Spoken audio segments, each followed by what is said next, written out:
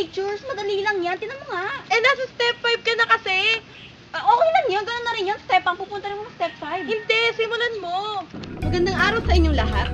Kanina lamang ay napanood natin na hindi nila mabuo ang Lego dahil hindi sila nag-umpisa sa step 1. Parang sa kasaysayan lang. Hindi natin ito maintindihan kung hindi tayo mag-uumpisa sa simula. Marami sa atin ang nagtatanong o iniisip ang mga tanong na ito. Ngunit walang nakukuhang kasagutan. Marahil ay iniisip nila na patay na naman ang mga taong ito. Para saan pa at inaaral ko sila? O kaya naman ay ang nakaraan ay nakaraan na. Kalimutan na natin ito. Ngunit bakit nga ba natin ito kailangang aralin? Alamin natin ang kasagutan sa mga kagalang-galang na profesor ng bansa na napagkuhanan namin ng mga impormasyon at sagot.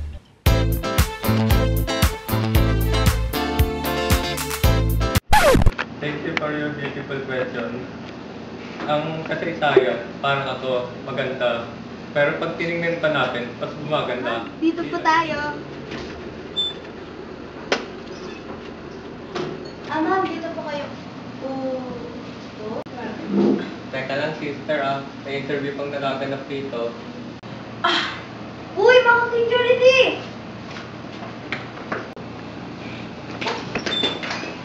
Uy! Logically speaking, the past is our foundation. What they did before affects our current year today. If it weren't for the past, it would be impossible for us to have a present and a future. We can make something out of nothing. We can't make bricks without clay. They started in square one from the past, and we are lucky enough that today we are using the knowledge that they've discovered. So I think every student should learn about the past. Mikey, wait! Attack now! Ang init! Tagal-tagal! Bagal! Ang init! Ano ba yan? Pagod na pagod ka na. Hindi pala yung tinakbo natin. Ang haggard-haggard mo natin. Ito muna tayo. Gusto mo doon, Bubay? Doon? Doon. Sige! Oh my God! I'm so na. I want that. Oh my God. Yes? Paglayo yung dalawang tubig. Sige lang po. Isang piso po. Uy, ito mahal. Dalawa na nga lang. 100 pesos pa. Water lang naman. Ako naman bubayad eh. Ito naman yung walkout lang. Na nga.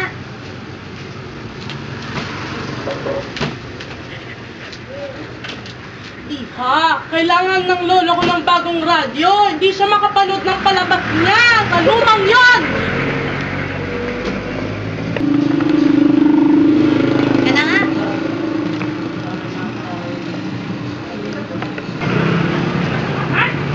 Iba lasa? Parang Wala naman talagang lasang tubig. may lasa. Hindi. Ibang lasa talaga. Pangpangit niya. Parang... Yan! Mayawan natin ako! Kuya, excuse me. Iba po lahat ng tubig niyo. Alam mo, iba talaga na sa'yo, kuya. Ang pangit-pangit ng lasa. Di ba tubig mo na dapat lasa? Eh, may tubig... Paano tuloy Jun? Kaya nga, kuya, makinig ka. Kasi may lasa talaga ang tub. Anto!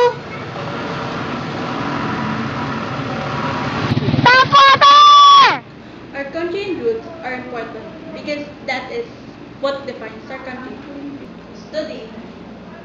It is how we understand why people think a certain way, why they believe a certain thing, and why they act a certain way. Remember how the Africans were enslaved in the 1800s? The very fact that all of us came originally from the same place gave us no right to be racist. And that is what history is teaching us. It's not the dates or names. It is the values encrypted in it. Kilala niyo ba si Daidy? Ako hindi ko kilala.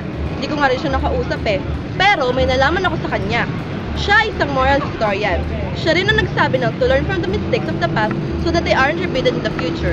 Sa tingin niyo, bakit kaya ito nasabi ni paring to si Daidy? Aalamin din natin yan sa isang mahusay na profesor. Siya nga, isang mahusay na salita galing kay Thucydides. Kasi kung isipin natin na kung hindi tayo natuto sa mga kamalian na nagawa natin dati, posibleng umulit lang ito. Huwag na tayong lumayo-layo pa. Tignan mo ang Pilipinas. Tayo ay isang mayaman na bansa dahil sa ating likas na yaman. Ngunit ano nangyari? Nagpasakop tayo sa mga Chinese, Japanese, Koreanese, at iba pa. Koreanese? Parang gusto ko yun Isulit ko ngayon sa encyclopedia. Idadagdag ko yun sa newfound words. Basta ang punto ko dito ay, Alam na natin na nahihirapan tayo sa mga sitwasyon natin, sa mga dayuhan na nananakop sa atin.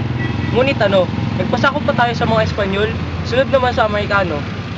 Paulit-ulit lang ang sitwasyon at nangyayari sa ating bansa dahil hindi tayo natututo sa nakaraan natin.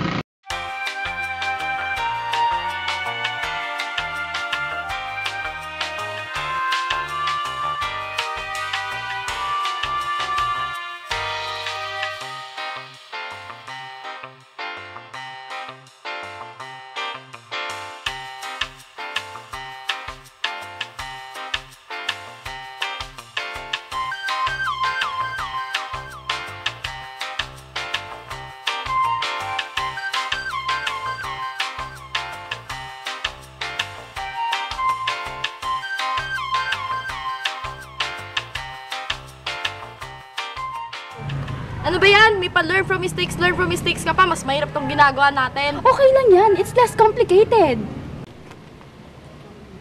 Ayoko lang! Ano ba? Ayoko na! Dito ka! Dito! Hindi nga, dito nga kasi ako. Hindi, kanina dito! Ayaw, pero buksan lang ako. Ayoko na! Ayaw na rin. Ayaw na! Okay, ayaw na! Ayoko na. Books.